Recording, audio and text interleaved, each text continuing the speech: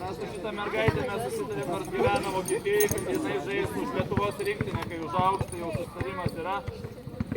Baudų metimų konkurse 3 vieta, 1-1 krepšinio turnyre 3 vieta, 2-2 krepšinio turnyre 1 vieta ir visą tai iškovota kovojant su berniukais Danguolė Pupkevičiūtė.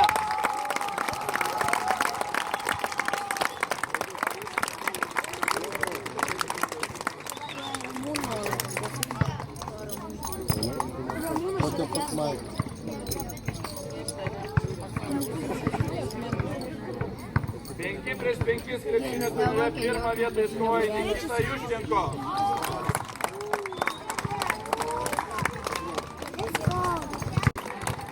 Sportiškiausia mergaičių tarpe stovyklautoja Danguolė Pupkevičiūtė.